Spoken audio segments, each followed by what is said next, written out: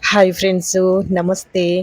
ಇವತ್ತು ಕಾಶ್ಮೀರದ ಕಾಶ್ಮೀರದ ಮೂರನೇ ದಿನದಲ್ಲಿ ಚುಮು ಚುಮು ಇವತ್ತು ನಾವು ಚಳಿಯಲ್ಲಿ 3ನೇ ದಿನದಲ್ಲಿ ಇದೇ ಈ ಹೋಟೆಲ್ನಲ್ಲಿ ಶೆಫಫ್ ಹೋಟೆಲಲ್ಲಿ ನಾವಿದ್ದೇವೆ.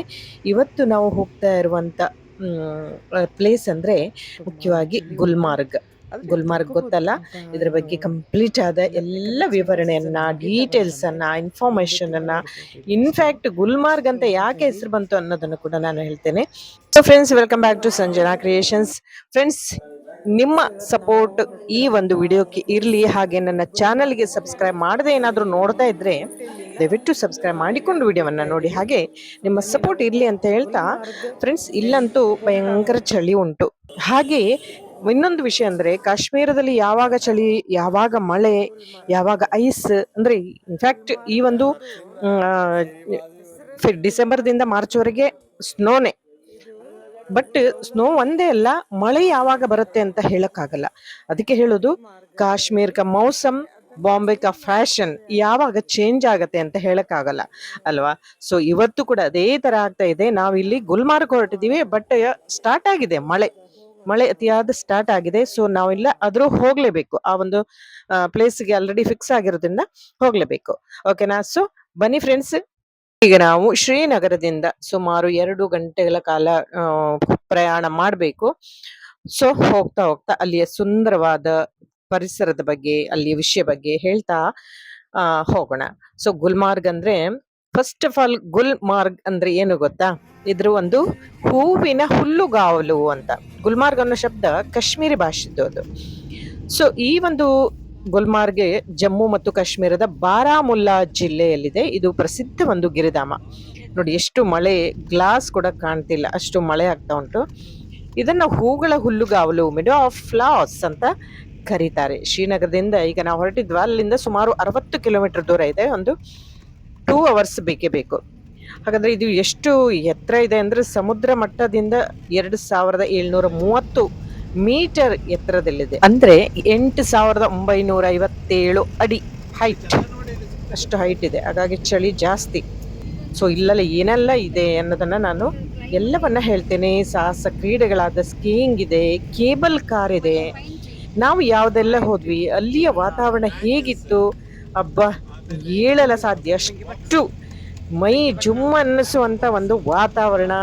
ಅಬ್ಬಾ ಬನ್ನಿ ಎಲ್ಲ ಹೇಳ್ತೇನೆ ಹೋಗ್ತಾ ಹೋಗ್ತಾ. ನೋಡಿ ಎಷ್ಟು ಸುಂದರ ಪರಿಸರ ಅಂತ ಹೇಳಿ.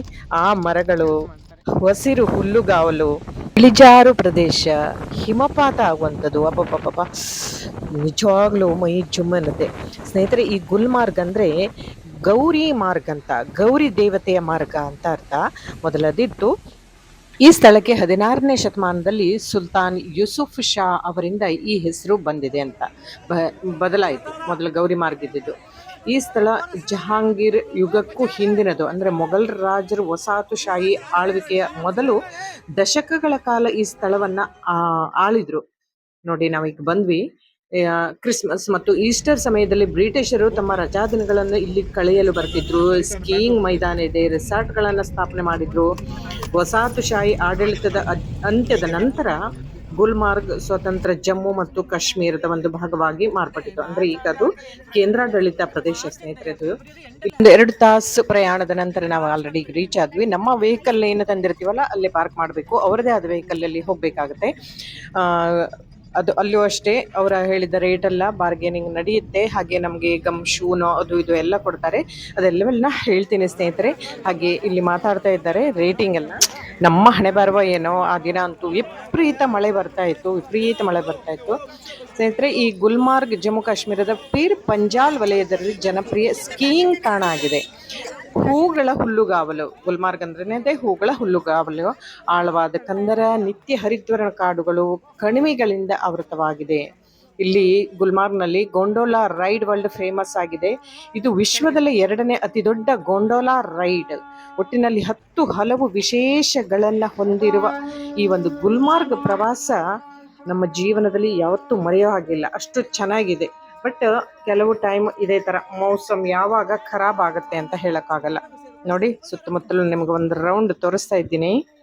ಈಗಂತೂ ತುಂಬಾ ಜನ, ಯಾಕೆಂದ್ರೆ ಈಗ ಒಂದು ಐಸ್ ಸ್ನೋ ಫಾಲ್ ಟೈಮ್ ಅಲ್ವಾ, ತುಂಬಾ ಜನ ಇರ್ತಾರೆ. ಹಾಗೆ ಇದು ಒಂದು ಮಧುಚಂದ್ರ, ಮದುವೆ ಆದವರಿಗೆ ಒಂದು ಸುಂದರವಾದ ಒಂತನ, ಹೇಗೆ ಶಿಮ್ಲಾದಂತೆ ಮನಾಲಿ, ಕುಲು ಮನಾಲಿ ತರನೇ ಜನ ಮಸ್ತ್ ಇರ್ತಾರೆ ಈ ಒಂದು ಟೈಮ್ ಅಲ್ಲಿ. ಸೊ ಓಕೆನಾ. ಹಾಗೆ ಇಂಡಿಯನ್ ಇನ್ಸ್ಟಿಟ್ಯೂಟ್ ಆಫ್ ಸ್ಕೀಯಿಂಗ್ ಮತ್ತು ಪರ್ವತಾರೋಹಣ ಇರೋದ್ರಿಂದ ಗುಲ್ಮಾರ್ಗ್ ಸಾಹಸ ಕೇಂದ್ರವಾಗಿ ಕೂಡ ಅಭಿವೃದ್ಧಿಪಡಿಸಲಾಗಿದೆ. ನೋಡಿ ಈಗ ನಮಗೆ ಇಲ್ಲೆಲ್ಲ ಅವರ ಜರ್ಕಿನ್, ಹ್ಯಾಂಡ್ ಗ್ಲೋವ್ಸ್ ಎಲ್ಲವನ್ನ ಹಾಕಿ ಕೊಡ್ತಾರೆ. ಅದಕ್ಕೆ ಏನಂತ ರೇಟ್ ಇರುತ್ತೆ, ಒಂದು ಜೀಪಿಗೆ ಇಷ್ಟು ಅಂತ ಮಾತಾಡ್ತಾರೆ. ಸ್ನೇಹಿತರೆ, ಇಲ್ಲಿ ಕೂಡ ಅವರು ಏನ್ ಹೇಳ್ತಾರೆ ಅದನ್ನೇ ರೇಟ್ ಅಲ್ಲ, ಸ್ವಲ್ಪ ಬಾರ್ಗೇನಿಂಗ್ ಮಾಡ್ಬೇಕಾಗ್ತದೆ. ಒಂದಕ್ಕೆ ಡಬಲ್ ರೇಟ್ ಹೇಳೇ ಹೇಳ್ತಾರೆ ಅವರು. ಹಾಗೆ ಒಂದು ಜೀಪ್ ಅಲ್ಲಿ 7 ಜನ ಅಥವಾ 8 ಜನ ಹೋಗ್ಬೋದು. ಓಕೆನಾ. ಸೊ ಫ್ರೆಂಡ್ಸ್, ಈ ಒಂದು ಸ್ಕೀಯಿಂಗ್ ಅಂತ ಹೇಳಿದಲ್ಲ, ಇದಕ್ಕೆ ಸಾಹಸಕ್ಕೆ ಕ್ರೀಡೆ ಇದೊಂದು. IISM ನಲ್ಲಿ ಚಾರಣ, ಪರ್ವತಾರೋಹಣ, ಸ್ಕೀಯಿಂಗ್ ಅಂತ ಸಾಕಷ್ಟು ಕೋರ್ಸ್ಗಳಿಗೆ ಇಲ್ಲಿ ಹೆಚ್ಚಿನ ಬೆಲೆ ಕೊಡಲಾಗುತ್ತೆ ಸ್ನೇಹಿತರೆ. ಈ ಕೋರ್ಸ್ ಮಾಡಲಿಕ್ಕೆ ಮುಂಚಿತವಾಗಿ ಕಾಯ್ದಿರಿಸಬೇಕು ಇದನ್ನ. ಸೊ ಗುಲ್ಮಾರ್ಗದಲ್ಲಿ ಸಾಕಷ್ಟು ಖಾಸಗಿ ಟೂರ್ ಆಪರೇಟರ್ಗಳು ಸ್ಕೀಯಿಂಗ್, ಸ್ನೋ ಬೋರ್ಡಿಂಗ್, ಚಾರಣಕ್ಕೆ ಸೂಕ್ತ ಸೌಲಭ್ಯವನ್ನ ಒದಗಿಸಿ ಕೊಡ್ತಾರೆ ಅವರು. ಸೊ ಇಂಥ ಒಂದು ರಮಣೀಯ ಸೌಂದರ್ಯ ನೋಡ್ತಾ ಇದ್ದೀರಲ್ಲ ಗುಲ್ಮಾರ್ಗ್. ಅನೇಕ ಬಾಲಿವುಡ್ ಸಿನಿಮಾಗಳು, ಸಾಂಗು ಇವತ್ತಿಗೂ ಕೂಡ ಆಗ್ತಾನೇ ಇದೆ. ಕೇವಲ ಬಾಲಿವುಡ್ ಮಾತ್ರ ಅಲ್ಲ, ನಮ್ಮ ಕನ್ನಡ, ಇತರ ಸೌತ್ ಇಂಡಿಯನ್ ಸಿನಿಮಾಗಳು ಸಾಕಷ್ಟು ಅಲ್ಲಿ ಹೋಗ್ತವೆ. ನೋಡಿ ಇವರು ಡ್ರೈವರ್, ಇವನು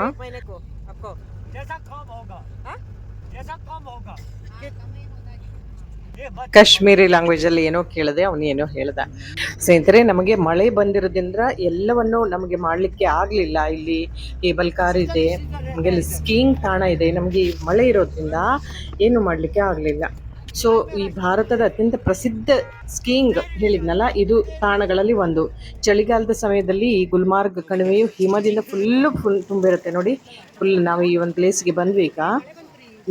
ಈ ಒಂದು ಅನುಭವ ಪಡಿಲಿಕ್ಕೆ ಅವರು ಎಲ್ಲರೂ ಬರ್ತಾರೆ. ಪ್ರವಾಸಕ್ಕೆ ಬರೋದೇ ಅದು. ಗುಲ್ಮಾರ್ಗ್ ಸ್ಕೀಯಿಂಗ್ಗೆ ಮಾತ್ರವಲ್ಲ, ಗೋಂಡೋಲಾ ರೈಡ್ಗೂ ಹೆಸರುವಾಸಿಯಾಗಿದೆ.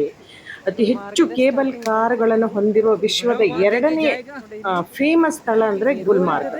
ಭೂಮಿಯ ಮೇಲಿನ ಸ್ವರ್ಗ ಅಂತ ಕರೀತಾರೆ ಸ್ನೇಹಿತರೆ ಈ ಒಂದು ಗುಲ್ಮಾರ್ಗಿಗೆ. ಇಲ್ಲಿ ಗೋಂಡಾಲಾ ಕೇಬಲ್ ಕಾರ್ ಕೂಡ ಇದೆ. ನೋಡಿ, ಇದು ಕರೆಕ್ಟ್ ಆದ ಬೇಸ್ ಪಾಯಿಂಟ್ಗೆ ಬಂದ್ವಿ ನಾವೀಗ. ಇಲ್ಲಿಂದ ಮೇಲೆ ಹತ್ತಿ ಹೋಗ್ಬೇಕು. ಇಲ್ಲಿ ಸುಮಾರು ಮೇಲೆ ಹೋಗ್ಬೋದು. ಬಟ್ ಏನು ಕೇಳಿದ್ರೆ, ಮಾರ್ಚ್ ಮಧ್ಯ ಅಥವಾ ಎಂಡಲ್ಲಾದ್ರೆ ಸ್ವಲ್ಪ ಐಸ್ ಕಡಿಮೆ ಆಗ್ತಾ ಬರುತ್ತೆ ಸ್ನೇಹಿತರೆ. ಮತ್ತೆ ಮಳೆ ಇರೋದ್ರಿಂದ, ಒಂದ್ಸಲ ಮಳೆ ಒಂದ್ಸಲ ಬಿಸಿಲು ಇರೋದ್ರಿಂದ ಐಸ್ಗಳು ಕರಗ್ತಾ ಬರುತ್ತೆ. ಸೊ ಓಕೆನಾ. ಸೊ ಇದೊಂದು ಮಳೆಯಂತೂ ಅತಿಯಾಗಿತ್ತು, ನಮಗೇನು ಅಷ್ಟೊಂದು ಎಂಜಾಯ್ ಮಾಡಲಿಕ್ಕೆ ಆ್ಯಕ್ಚುಲಿ ಆಗಲಿಲ್ಲ. ಸೊ ಫ್ರೆಂಡ್ಸ್, ನೋಡಿದ್ರಲ್ಲ, ಈಗ ಬೇಸಿಗೆ ಬಂದಾಗಲೂ ಕೂಡ ಈ ಒಂದು ಗುಲ್ಮಾರ್ಗದಲ್ಲಿ ಇನ್ನೂ ಸೌಂದರ್ಯ ಬೇರೆ ತರ ಇರುತ್ತೆ. ಏನಾಗತ್ತಪ್ಪ ಅಂತ ಹೇಳಿದ್ರೆ, ಶರತ್ಕಾಲದ ಋತುವಿನಲ್ಲಿ ಗುಲ್ಮಾರ್ಗ್ನಲ್ಲಿ ಹೂಗಳು ಅರಳುವ ಸಮಯ. ಗುಲ್ಮಾರ್ಗ್ ಅಂದ್ರೆ ಹೂಗಳು ಅರಳುವಂತ ಒಂದು ಸಮಯ. ಅದನ್ನ ಆ ಒಂದು ಬೇಸಿಗೆಯಲ್ಲೂ ಕೂಡ ತುಂಬಾ ಚೆನ್ನಾಗಿರುತ್ತೆ ಅಂತ ಹೇಳ್ತಾರೆ. ಈ ಸಮಯದಲ್ಲಿ ಹೂಗಳ ಬಣ್ಣ ಎಷ್ಟು ಚೆನ್ನಾಗಿರುತ್ತೆ ಅಂದ್ರೆ ಪ್ರಕಾಶಮಾನವಾಗಿರುತ್ತಂತೆ. ಸೊ ಗುಲ್ಮಾರ್ಗ್ ಎಲ್ಲ ಟೈಮಲ್ಲೂ ಹಾಗೂ ಕಣಿವೆಯ ಪ್ರತಿಯೊಂದು ಮೂಲೆಯಲ್ಲೂ ಕೂಡ ಸೌಂದರ್ಯ ಇರುತ್ತೆ ಅಂತ ಹೇಳ್ತಾರೆ. ಹಾಗೆ ಅಲ್ಲಿ ಹಾರ್ಸ್ ರೈಡಿಂಗ್ ಇದೆಲ್ಲವೂ ಇದೆ ಸ್ನೇಹಿತರೆ. ಇಲ್ಲಿ ಪ್ರಕೃತಿಯ ಅದ್ಭುತ ಸೃಷ್ಟಿಯಿಂದ ಒಂದು ದೇವರುಗಳು ಕೂಡ ಈ ಒಂದು ಸ್ಥಳಕ್ಕೆ ಭೇಟಿ ನೀಡ್ತಾರಂತೆ ಸ್ನೇಹಿತರೆ. ಕಾಶ್ಮೀರ ಕಣಿವೆಯಲ್ಲಿರುವ ಈ ಭವ್ಯ ಪ್ರವಾಸಿ ತಾಣ ಹನಿಮೂನಿಗೆ ಅಥವಾ ಸಾಹಸ ಕ್ರೀಡಾ ಪ್ರಿಯರಿಗೆ ತುಂಬಾ ಅನುಕೂಲ ಆಗಿದೆ ಅಂತ ಹೇಳ್ತಾರೆ. ಸೊ ಎತ್ತರದ ಹಿಮದಿಂದ ಆವೃತವಾದ ಈ ಒಂದು ಹಚ್ಚ ಹಸಿರಿನ ಪರ್ವತ, ಸರೋವರ, ವಿವಿಧ ರೀತಿಯ ಹೂಗಳು, ವಾವ್, ಹೇಳಲಿಕ್ಕೆ ಹೋದ್ರೆ ತುಂಬಾನೇ ಇದೆ. ನೋಡಿ, ಈ ಸ್ಥಳದಲ್ಲಿ ಐಸ್ ಇಲ್ಲ, ಏನೂ ಇಲ್ಲ, ಬಟ್ ಮಳೆ ನೋಡಿ. ಒಂದು ಟೈಮನ್ನು ನೋಡಿದ್ವಿ, ಸ್ನೋ ನೋಡಿದ್ವಿ, ಫುಲ್ ಒಂದು ಮಳೆ ನೋಡಿದ್ವಿ. ವಿಪರೀತ ಚಳಿ, ಮತ್ತೆ ಸ್ವಲ್ಪ ಹೊತ್ತು ಆ ಕಡೆ ಹೋದ್ರೆ ಮಳೆನೂ ಇಲ್ಲ, ಚಳಿನೂ ಇಲ್ಲ, ಬಿಸಿಲು. ಎಲ್ಲವನ್ನು ಒಂದೇ ಟೈಮಲ್ಲಿ, ಒಂದೇ ಕಾಲವನ್ನ ನಾವು ಹೋದಾಗ ಎಲ್ಲ ಕಾಲವನ್ನು ನೋಡ್ಬಿಟ್ವಿ ಅಂತ. ಹಾಗೆ ಇಲ್ಲಿಂದ ಕೂಡ ಸ್ವಲ್ಪ ಮೇಲೆ ಹೋಗ್ಬೇಕು, ಅಲ್ಲಿ ತುಂಬಾ ಐಸ್ ಇದೆ ಅಂತ ಹೇಳ್ತಾರೆ. ಅಲ್ಲಿ ಕೂಡ ಕರ್ಕೊಂಡು ಹೋಗ್ತೀನಿ, ಬನ್ನಿ. ಅಲ್ಲಿ ಆಟ ಆಡ್ಬೋದು, ಮತ್ತೆ ಇದೆಯಲ್ಲ ರೀಲ್ಸ್ ಮಾಡ್ಬೋದು. ರೀಲ್ಸ್ ಮಾಡ್ಲಿಕ್ಕೆ ಇಷ್ಟು ಚಾರ್ಜ್ ಅಂತ ಮಾಡ್ತಾರೆ. ಇದೆಲ್ಲ 100 ರುಪೀಸ್ ಮಾಡ್ತಾರೆ, 150 ಇರುತ್ತೆ. ಅವರು ಏನು ಹೇಳ್ತಾರೆ ಅಷ್ಟೇ ಕೊಡ್ಬೇಕಂತಿಲ್ಲ ಸ್ನೇಹಿತರೆ. ಅಲ್ಲಿ ಕೂಡ ಬಾರ್ಗೇನಿಂಗ್ ಮಾಡ್ಬೋದು, ಕಡಿಮೆ ಮಾಡ್ತಾರೆ. ಫಸ್ಟಿಗೆ ಜಾಸ್ತಿನೇ ಹೇಳ್ತಾರೆ. ಎಲ್ಲದಕ್ಕೂ ಅಷ್ಟೇ, ಈ ವೆಹಿಕಲ್ಲಿಗೂ ಅಷ್ಟೇ. ಸ್ವಲ್ಪನೇ ದೂರ ಇದ್ರೂ 3 ಕಿಲೋಮೀಟ್ರು 4 ಕಿಲೋಮೀಟ್ರು ಅಂತ ಹೇಳ್ತಾರೆ ಸ್ನೇಹಿತರೆ. ಮೂಲತಃ ಗೌರಿ ಮಾರ್ಗ್ ಎಂದು ಕರೆಯಲ್ಪಡುವ ಈ ಒಂದು ಗುಲ್ಮಾರ್ಗ್ ದೇಶದ ಅತ್ಯಂತ ಪ್ರಮುಖ ಗಿರಿಧಾಮಗಳ ಪೈಕಿ ಒಂದೆಂದು ಪರಿಗಣಿಸಲಾಗಿದೆ. ನೋಡಿ, ಅಲ್ಲಲ್ಲಿ ಕಾಣಿಸುವ ಪೈನ್ ವೃಕ್ಷದಿಂದಾಗಿ ಭೂಭಾಗ ಫುಲ್ ಸುತ್ತುವರಿಯಲ್ಪಟ್ಟಿದೆ ಈ ಒಂದು ಗುಲ್ಮಾರ್ಗ್. ಸೊ ಈ ಒಂದು ಕೌತುಕಮಯ ಭೂಮಿ ಇದು ಒಂದು ಗುಲ್ಮಾರ್ಗ್. ದೇಶದ ಅತ್ಯುತ್ಕೃಷ್ಟ ದರ್ಜೆಯ ಸ್ಕೈ ರೆಸಾರ್ಟ್ಗಳನ್ನು ಕೂಡ ನಾವು ಇಲ್ಲಿ ಕಾಣ್ತೇವೆ. ಬಹುಕಾಲದಿಂದಲೂ ಕೂಡ ಈ ಗುಲ್ಮಾರ್ಗ್ ಜನಪ್ರಿಯ ಸಂಸ್ಕೃತಿ ಹಾಗೂ ಚಲನಚಿತ್ರೋದ್ಯಮದ ಒಂದು ಭಾಗವೇ ಆಗಿದೆ. ಗೊತ್ತಾಯ್ತಾ? ಸೊ ಪ್ರಕೃತಿ ಮಾತೆಯೇ ಕೊಡಮಾಡಬಲ್ಲ ಅತ್ಯುತ್ತಮವಾದವನ್ನ ಅನುಭವಿಸುವ ಒಂದು ಸದವಕಾಶ ನಮಗೆ ಸ್ನೇಹಿತರೆ ಇಲ್ಲಿ ಬಂದಿರುವಂತದ್ದು. ಹಾಗೆ ಸುಂದರವಾದ ಉದ್ಯಾನವನ, ಚಾರಣ, ಕೇಬಲ್ ಕಾರ್ ಎಲ್ಲವನ್ನು ನಾವು ಇಲ್ಲಿ ನೋಡ್ತೀವಿ. ಹಾಗೆ ಸ್ಕೈಯಿಂಗ್ ಚಟುವಟಿಕೆಗಳನ್ನ ಕೂಡ ಇಲ್ಲಿ ನಾವು ಕಾಣ್ತೀವಿ. ಐಸಲ್ಲಿ ಆಡಿದ್ದು ನಾವು. ಅಷ್ಟೇ ಅಲ್ಲ, ಇಂಥ ಸ್ಥಳಕ್ಕೆ ಬಂದಾಗ ಎಲ್ಲವನ್ನ ಗೊತ್ತಿರಬೇಕು, ಗೊತ್ತಿದ್ದವರು ಎಲ್ಲವನ್ನ ಹೇಳಬೇಕು. ಕೇವಲ ಐಸ್ ಆಡೋದಷ್ಟೇ ಅಲ್ಲ, ಬಟ್ ಗುಲ್ಮರ್ಗಾದ ಗಂಡೋಲಾ ಕೇಬಲ್ ಕಾರ್ ಕೂಡ ಬಹಳ ಮುಖ್ಯ ಸ್ನೇಹಿತರೆ. ಬಟ್ ನಾವೇನು ಅಲ್ಲಿ ಹೋಗ್ಲಿಲ್ಲ, ಅದ್ರ ಬಗ್ಗೆನೂ ಕೂಡ ಹೇಳ್ಬಿಡ್ತೀನಿ ನಾನು. ಈ ಗೊಂಡೋಲಾ ಕಾರ್ ಏನು, ಎಷ್ಟು ಹೈಟ್ ಇದೆ ಅಂತ ಹೇಳಿ. ಈ ಗುಲ್ಮಾರ್ಗದಲ್ಲಿರುವ ಗಂಡೋಲಾವು 2 ಹಂತದ ರೋಪ್ವೇ ಆಗಿದ್ದು, ಏಕಕಾಲದಲ್ಲಿ 6 ಜನರನ್ನ ಅದರಲ್ಲಿ 6 ಜನ ಕೂತ್ಕೊಳ್ಬಹುದು ಈ ರೋಪ್ವೇ ಸವಾರಿಲಿ. ತೋರಿಸ್ತಾ ಇದ್ದೀನಿ ನೋಡಿ. ಮೊದಲನೇ ಹಂತದ್ದು ಗುಲ್ಬಾರ್ಗ್ ರೆಸಾರ್ಟ್ ನಿಂದ ಆರಂಭ ಆಗುತ್ತೆ, ಕಾಂಗ್ದೋರಿ ಕಣಿವೆಯವರೆಗೆ ಸಾಗಿದ್ರೆ ಮತ್ತೊಂದು ಹಂತ ಕಾಂಗ್ದೋರಿಯಿಂದ ಅಪರ್ವಾತ್ ಶಿಖರದವರೆಗೆ ಸಾಗತ್ತೆ ಈ ಕೇಬಲ್ ಕಾರ್. ಸೊ ಇದು ಎಷ್ಟು ಹೈಟ್ ಇದೆ ಅಂದ್ರೆ 14,200 ಅಡಿಗಳಷ್ಟು ಎತ್ತರದಲ್ಲಿದೆ. ಹಾಗೆ ಈ 2ನೇ ಹಂತದ ಸವಾರಿಯು ಹಿಮಾಲಯದ ಪರ್ವತ ಶ್ರೇಣಿಗಳ ವಿಹಂಗಮ ನೋಟಗಳನ್ನು ನೋಡಬಹುದು ಸ್ನೇಹಿತರೆ. ಎಷ್ಟು ಸೊಬಗಿನಿಂದ ಕೂಡಿರುತ್ತೆ ಅಂದ್ರೆ. ಹಾಗೆ ಈ 2 ಹಂತದ ಮೂಲಕ ಕೇಬಲ್ ಕಾರ್ ಸವಾರಿಯನ್ನು ಪೂರ್ಣಗೊಳಿಸಲಿಕ್ಕೆ ನಮಗೆ ಸುಮಾರು ಒಂದು 20 ರಿಂದ 22 ನಿಮಿಷ ಬೇಕೇ ಬೇಕು. ಹಾಗೆ ಮುಂದೆ ಇಲ್ಲಿ ಗಾಲ್ಫ್ ಕೋರ್ಟ್ ಅನ್ನು ಕೂಡ ಕಾಣ್ತೀವಿ. ಇಲ್ಲಿ ಎಲ್ಲ ಫುಲ್ ಹಸಿರಿನಿಂದ ತುಂಬಿರುತ್ತಂತೆ ಸ್ನೇಹಿತರೆ. ಈಗ ಫುಲ್ ಹಸಿರಿನಿಂದ ತುಂಬಿರುತ್ತೆ ಅಂತ ನಮ್ಮ ಬಂದ ಡ್ರೈವರ್ ಹೇಳ್ತಾ ಇದ್ರು. ಕಂಪ್ಲೀಟ್ ಹೂ ಇರುತ್ತೆ, ಹಸಿರಿನಿಂದ ತುಂಬಿರುತ್ತೆ.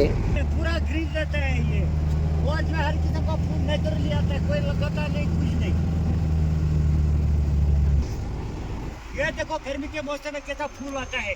ये थोड़ा देखो इधर में, ये इधर अगर आप 1.5 महीने. ಹಾಗೆ ಇಲ್ಲಿ ನೋಡಿ ಹೆಲಿಕಾಪ್ಟರ್ ಲ್ಯಾಂಡ್ ಆಗೋದನ್ನು ಕೂಡ ಇಲ್ಲಿ ಕಾಣ್ತಾ ಇದ್ದೇವೆ ಇಲ್ಲಿ. ಹಾಗೆ ಇಲ್ಲಿ ಬಾಬಾ ರೇಷಿ ಅವರ ದೇಗುಲ ಕೂಡ ಇದೆ. ಮುಖ್ಯವಾಗಿ ಹೇಳ್ತೀನಿ, ಗುಲ್ಮಾರ್ಗದಲ್ಲಿರುವ ಹಿಂದೂ ಪ್ರಸಿದ್ಧ ದೇವಾಲಯ ಅಂದ್ರೆ ಶಿವನ ದೇವಾಲಯ, ಶಿವ ಮತ್ತು ಪಾರ್ವತಿ ದೇವಾಲಯ ಇದೆ. ಅದನ್ನು ಕೂಡ ಇಲ್ಲಿ ತೋರಿಸ್ತೀನಿ ನಿಮಗೆ. ಇದನ್ನ ಮಹಾರಾಣಿ ದೇವಸ್ಥಾನ ಅಥವಾ ಮೋಹಿನೇಶ್ವರ ಶಿವಾಲಯ ಅಂತ ಕರೀತಾರೆ. ಇದನ್ನ 1900ರಲ್ಲಿ 1900 ಆರಂಭದಲ್ಲಿ ಮಹಾರಾಜ ಹರಿ ಸಿಂಗ್ ಅವರ ಪತ್ನಿ ಮಹಾರಾಣಿ ಮೋಹಿನಿ ಬಾಯಿ ಸಿಸೋಡಿಯಾ ಅವರಿಗಾಗಿ ನಿರ್ಮಿಸಲಾಯಿತು. ಗುಲ್ಮಾರ್ಗ್ನ ಬೆಟ್ಟದ ಮೇಲಿರುವ ಈ ದೇವಾಲಯ ಪ್ರವಾಸಿಗರೇ ಅತ್ಯಂತ ಪವಿತ್ರವಾದ ದೇವಸ್ಥಾನ. ನೋಡಿ, ಇದೇ ಆ ಶಿವನ ದೇವಾಲಯ.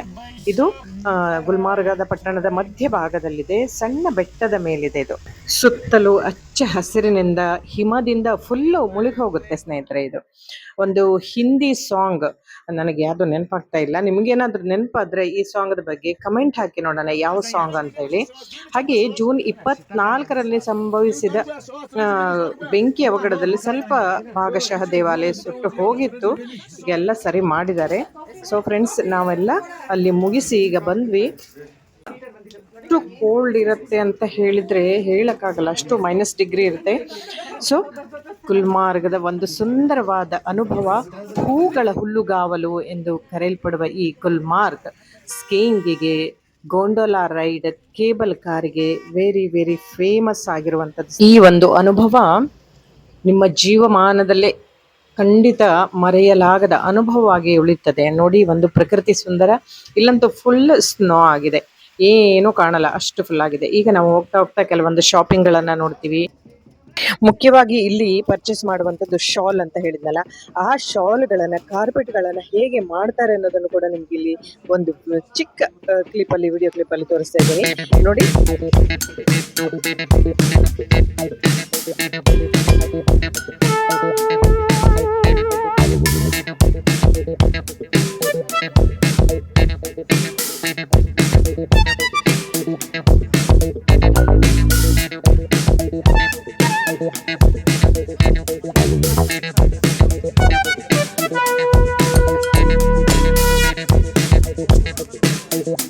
ನೋಡಿ ಇಷ್ಟು ಚಂದದ ಕಾರ್ಪೆಟ್ ಹೇಗೆ ರೆಡಿ ಆಯಿತು ಅಂತೇಳಿ.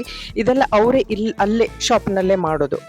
ಎಲ್ಲ ಚಂದ ಚಂದ ಕಾರ್ಪೆಟ್ಗಳು, ಶಾಲ್ಗಳು, ಆಭರಣ ಎಲ್ಲವೂ ಇದೆ ಈ ಒಂದು ಇದರಲ್ಲಿ.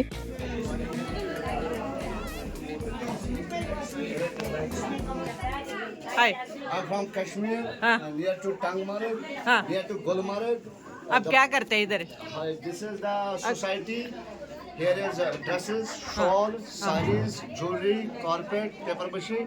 Welcome to Kashmir. ಅವನು ಹೇಳಿದ್ದು ನಾನು ಕೂಡ ಒಂದು ಡ್ರೆಸ್ ಆಭರಣವನ್ನ ಹಾಕಿ ಜ್ಯುವೆಲರಿ ಹಾಕಿ ಒಂದು ಫೋಟೋ ಸೆಷನ್ ಮಾಡ್ಕೊಂಡೆ. ನೋಡಿ ಜ್ಯುವೆಲರಿ ಅಂತ ಹೇಳಿದ್ನಲ್ಲ ಯಾವ ತರ ಅಂತೇಳಿ. ಹಾಗೆ ರೇಟ್ ಕೂಡ ತುಂಬಾ ಹೇಳ್ತಾರೆ ಸ್ನೇಹಿತರವರು. ನಾನು ಆಲ್ರೆಡಿ ಹೇಳಿದೆ, ಅವರು ಹೇಳಿದ್ದ ರೇಟಲ್ಲಿ ಕೊಟ್ಟರೆ ಅಷ್ಟೇನೆ. ಸೊ ಫ್ರೆಂಡ್ಸ್, ನೋಡಿದ್ರಲ್ಲ ಗುಲ್ಮಾರ್ಗದ ಕಂಪ್ಲೀಟ್ ಆದ ವಿವರಣೆಯನ್ನ, ಅಲ್ಲಿ ವಿಶೇಷತನ್ನ, ಎಲ್ಲೆಲ್ಲಿ ನೋಡಬೇಕು, ಎಲ್ಲಿ ಹೋಗಬೇಕು ಅನ್ನೋದನ್ನ. ಸೊ ಫ್ರೆಂಡ್ಸ್, ಈಗ ನಾವು ನೆಕ್ಸ್ಟ್ ಡೇ ಒಂದು ಹೋಗ್ತಾ ಇರುವಂತದ್ದು ಪೆಹಲ್ಗಾಮ್ಗೆ. ಯಾಕಂದ್ರೆ ಅಲ್ಲಂತೂ ಇನ್ನೂ ಚಳಿ ಇರ್ತದೆ. ಸೊ ನಾವು ಇಲ್ಲಿ ಈ ದಿನ ನಮ್ಮ ಕಾಶ್ಮೀರದ ಶ್ರೀನಗರದಿಂದ ನಾವು ಹೊರಡ್ತಾ ಇದ್ದೀವಿ. ಯಾಕಂದ್ರೆ ಭಯಂಕರ ಚಳಿ ಉಂಟು. ನಮ್ಮ ಈ ರೂಮಲ್ಲಿ ಕೂಡ ಚಳಿ ಇರ್ತದೆ ಹೇಳಿದ್ನಲ್ಲ. ನಮಗೆ ಈ ಒಂದು ಹೀಟರ್ ಅನ್ನ ಬೆಡ್ಡಿಗೆ ಅಳವಡಿಸಿರ್ತಾರೆ. ಸೊ ಹಾಗಾಗಿ ನಮಗೆ ಮಲಗಿದಾಗ ಅಂಥದ್ದೇನು ಚಳಿ ಗೊತ್ತಾಗಲ್ಲ. ಹೊರಗೆ ಬಂದ್ರೆ ಮಾತ್ರ ತುಂಬಾ ಚಳಿ ಇರುತ್ತೆ. ಸೊ ರೂಮಲ್ಲಿ ಅಂತ ಕೋಲ್ಡ್ ಗೊತ್ತಾಗಲ್ಲ. ಅದನ್ನೇ ಕೂಡ ಸೆಟ್ ಮಾಡ್ಬೋದು. ಬಿಸಿ ಜಾಸ್ತಿ ಬೇಕಾದ್ರೆ ಇರ್ಬೋದು, ನಾರ್ಮಲ್ ಅಥವಾ ಕಡಿಮೆ ಹೀಗೆಲ್ಲ ಇರ್ತದೆ. ಸೊ ಫ್ರೆಂಡ್ಸ್, ಈಗ ನಾವು ನಮ್ಮ ರೂಮಿನಿಂದ 3 ದಿನದ ನಂತರ ನಾವು ಶ್ರೀನಗರವನ್ನ ಬಿಡ್ತಾ ಇದ್ದೀವಿ. ಕಾಶ್ಮೀರಕ್ಕೆ ಗುಡ್ ಬೈ ಹೇಳ್ತಾ ಈಗ ನಾವು ಹೋಗ್ತಾ ಇರುವಂತದ್ದು ಪೆಹಲ್ಗಾವ್ನಿಗೆ. ಓಕೆನಾ? ಸೊ ಅಲ್ಲಿಯ ಒಂದು ವಿಶೇಷತೆಯನ್ನು ಹೇಳ್ತೇನೆ. ಬನ್ನಿ, ನಾವು ಹೊರಗೆ ಹೋಗಿ ನಮ್ಮೆಲ್ಲ ಲಗೇಜ್ನೊಂದಿಗೆ ನಾವು ಹೊರಡ್ತಾ ಇದ್ದೀವಿ.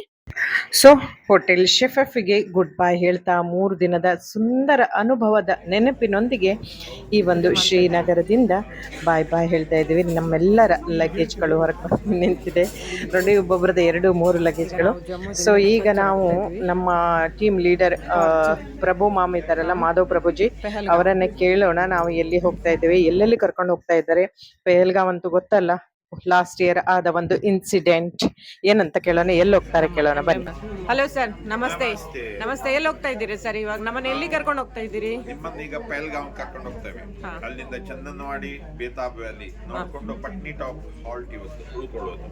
ಪಟ್ನಿ ಟಾಪ್ ಅಲ್ಲಿ ಏನಿದೆ ನೋಡುವಂತದ್ದು? ಪಟ್ನಿ ಟಾಪ್ ಅಲ್ಲಿ ನೋಡ್ಲಿಕ್ಕೆ ಅಂತ ಹೇಳಿದ್ರೆ ಅದು ಹಿಲ್ ಸ್ಟೇಷನ್, ಈ ಮಹಾಬಲೇಶ್ವರ ಎಲ್ಲ ಇದ್ದಾಗೆ. ಬಟ್ ಮಹಾಬಲೇಶ್ವರದಲ್ಲಿ ಸ್ಟ್ರಾಬೆರಿ, ಬಟ್ ಇಲ್ಲಿ ಸ್ಟ್ರಾಬೆರಿ ಏನಿಲ್ಲ, ಇಲ್ಲಿ ಸಿರ್ಫ್ ಒಂದು ಹಿಲ್ ಸ್ಟೇಷನ್ ಅಷ್ಟೇ. ಸೊ ಪೆಹಲ್ಗಾಮದಲ್ಲಿ ನಮಗೆ ಐಸ್ ನೋಡ್ಲಿಕ್ಕೆ ಸಿಗ್ತದೆ, ಯಾಕಂದ್ರೆ ಗುಲ್ಮಾರ್ಗದಲ್ಲಿ ನಾವು ನೋಡ್ಲಿಲ್ಲ. ನಿಮ್ಗೆ ಚಂದನವಾಡಿಯಲ್ಲಿ ತುಂಬಾ ಸಿಗುತ್ತೆ. ಈಗ ಮಳೆ ಬರುತ್ತೆ, ಮಳೆ ಬಂದ್ರೆ ಕೆಲವು ಸಲ ಸ್ನೋ ಫಾಲ್ಸ್ ಇರುತ್ತೆ. ಸ್ನೋ ಫಾಲ್ಸ್ ಇದ್ರೆ ತುಂಬಾ ಐಸ್ ಬೀಳುತ್ತೆ. ಇವತ್ತು ನಾವು ಕಾಶ್ಮೀರದ ಶ್ರೀನಗರದಿಂದ ಇವತ್ತು ಪೆಹಲ್ಗಾಮ್ಗೆ ಹೋಗ್ತಾ ಇದ್ದೇವೆ. ಇವರೆಲ್ಲ ನಮ್ಮ ಕುಡ್ಲದ ಟೀಮು. ಹಾಯ್ ಎಸ್, ಕುಡ್ಲದ ಟೀಮು, ಬೆಂಗಳೂರು ಟೀಮು, ಎಲ್ಲರಿಗೂ ಕಾಶ್ಮೀರಿಗೆ ಬಾಯ್ ಬಾಯ್ ಹೇಳ್ತಾ ಇವರು ಬೆಂಗಳೂರು, ಮಂಗಳೂರು ಎಲ್ಲರೂ ಸೇರ್ಕೊಂಡು ಹೋಗಿದ್ವಿ. ಈ ಒಂದು team Bengaluru team. Hi hi, ಹೇಗಾಯ್ತು ಟೂರ್ ಎಲ್ಲ? ಹೇಗಾಯ್ತು? ಚೆನ್ನಾಗಿತ್ತಾ? ಸೊ ಫ್ರೆಂಡ್ಸ್, ನಮ್ಮ ಪ್ರಯಾಣ ಈಗ ಪೆಹಲ್ಗಾಂವ್ ಕಡೆ. ಅಲ್ಲಂತೂ ಇನ್ನೂ ನಮ್ಮ CRPF ಅಂದರೆ ಆರ್ಮಿ ಸರ್ಗಳು ನಮ್ಮನ್ನು ಹೇಗೆ ಕಾಯ್ತಾ ಇದ್ದಾರೆ ಈ ದೇಶದ ಗಡಿಯನ್ನು ಅಂತ ಹೇಳಿದ್ರೆ, ನಿಮಗೆ ಆಲ್ರೆಡಿ ನನ್ನ ಹಿಂದಿನ ವಿಡಿಯೋದಲ್ಲಿ ನೋಡಿದೆ. ಗಲ್ಲಿಗೂ ಅಂದರೆ ಮೈಲ್ಗೂ ಒಂದು 5-6 ಜನ ಅಲ್ಲಿ ನಿಂತ್ಕೊಂಡು ಮಾರಿಗೂ ನಮ್ಮನ್ನು ದೇಶವನ್ನು ಕಾಯ್ತಾ ಇದ್ದಾರೆ. ಅವರಿಗೊಂದು ಹೆಡ್ಸ್ ಅಪ್ ಹೇಳ್ತಾ, ಫ್ರೆಂಡ್ಸ್, ನಾವು ಕಾಶ್ಮೀರದಲ್ಲಿ ತಗೊಳ್ಳುವಂಥದ್ದು ಮೇನ್ ಆಗಿ ಆಲ್ಮೋಸ್ಟ್ ಆಲ್ ತುಂಬ ಇದೆ. ಅದರಲ್ಲೂ ಕೇಸರಿ, ಅಕ್ರೂಟ್ ಕೆಲವೊಂದು ಸೀಸನ್ಗೆ ತಕ್ಕ ಹಾಗೆ ಬದಲಾಗುತ್ತೆ. ಈಗ ಅಮರ್ನಾಥ್ ಜೂನ್ ಜುಲೈದಲ್ಲಿ ಆದ್ರೆ ಒಂಥರ ಹಣ್ಣುಗಳು ಸಿಗುತ್ತೆ, ಅದಂತೂ ತುಂಬಾ ಚೆನ್ನಾಗಿರುತ್ತೆ. ಆಮೇಲೆ ಈಗ ಶೀತದ ಅಂದ್ರೆ ಕೋಲ್ಡ್ ಟೈಮಲ್ಲಿ ಸಿಗುವಂಥದ್ದು ಕಾವಾ ಅಂತೇಳಿ, ಇದೊಂದು ಕಷಾಯ ತರನೇ, ಗ್ರೌಂಡ್ ನೆಟ್ಟು ಎಲ್ಲ ನೆಟ್ಸ್ಗಳ ಹಾಕಿ ಡ್ರೈ ಫ್ರೂಟ್ಸ್ ಹಾಕಿ ಮಾಡುವಂಥದ್ದು. Is very taste. ಮತ್ತೆ ಈ ಒಂದು ಸೀಸನ್ಗೆ ಇಲ್ಲಿ ವೆರಿ ನೈಸ್. ನಾನು ಕೂಡ ತಗೊಂಡೆ, ಅದನ್ನು ಹೇಗೆ ಮಾಡೋದು ಅಂತ ಕೂಡ ನಿಮ್ಮ ಎದುರಿಗೆ ತೋರಿಸಿದಲ್ಲ ನಾನು. ಇಲ್ಲಿನ ಸ್ಪೆಷಲ್. ಯಾಕೆ ಸ್ಪೆಷಲ್ ಅಂದರೆ ಇಲ್ಲಿ ತುಂಬ ಚಳಿ, ಕೋಲ್ಡ್. ಸೊ ಈ ಒಂದು ವಿಂಟರ್ ಸೀಸನ್ನಲ್ಲಿ ಇದು ಭಾಳ ನಮಗೆ ಗಂಟಲಿಗೆ ಒಳ್ಳೆ ಒಂದು ಹೆಲ್ಪ್ ಕೊಡುತ್ತೆ. ಎಸ್, ಈ ಒಂದು ವಿಂಟರ್ ಸೀಸನ್ಗೆ ಇದು ಬೇಕೇ ಬೇಕು ಇಲ್ಲಿಗೆ. ಫ್ರೆಂಡ್ಸ್, ನೋಡಿದ್ರಲ್ಲ, ಮೇನ್ ಆಗಿ ಇಲ್ಲಿಯ ಕೇಸರಿ ಇರ್ಬೋದು, ಜೂನ್ ಜುಲೈದಲ್ಲಾದರೆ ಆ್ಯಪಲ್ಗಳ ಸೀಸನ್, ಈಗ ಒಳ್ಳೆ ಹೂ ಬಂದಿದೆ. ಸೊ ಫ್ರೆಂಡ್ಸ್, ನಿಮಗೆ ಈ ವಿಡಿಯೋ ಅಂದರೆ ಗುಲ್ಮಾರ್ಗದ ವಿಡಿಯೋ ಇಷ್ಟ ಆಗಿದೆ ಅಂದ್ಕೊಂಡಿದ್ದೀನಿ. ಹಾಗೆ ನಿಮ್ಮ ಒಂದು ಸಪೋರ್ಟ್ ಸುಮ್ಮನೆ ನೋಡಿಕೊಂಡು ಹೋಗದೆ ದಯವಿಟ್ಟು ಸಬ್ಸ್ಕ್ರೈಬ್ ಮಾಡೋ ಮುಖಾಂತರ ಇದೇ ವಿಡಿಯೋದಲ್ಲಿ ಯೂಟ್ಯೂಬಲ್ಲೇ ನಿಮ್ಮ ಲೈಕ್ ಇರಲಿ ಅಂತ ಹೇಳ್ತಾ, ಎಂದಿನಂತೆ ಹ್ಯಾಪಿ ಆಗಿರಿ ಆ್ಯಂಡ್ ಹೆಲ್ದಿ ಆಗಿರಿ. ವಿಡಿಯೋದಲ್ಲಿ ಪೆಹಲ್ಗಾಂವ್ ಚಂದನವಾಡಿ ಮತ್ತೆ ಸಿಗುವಲ್ಲ, ಅಲ್ಲಿವರೆಗೂ ಬಾಯ್ ಬಾಯ್, ಥ್ಯಾಂಕ್ ಯು.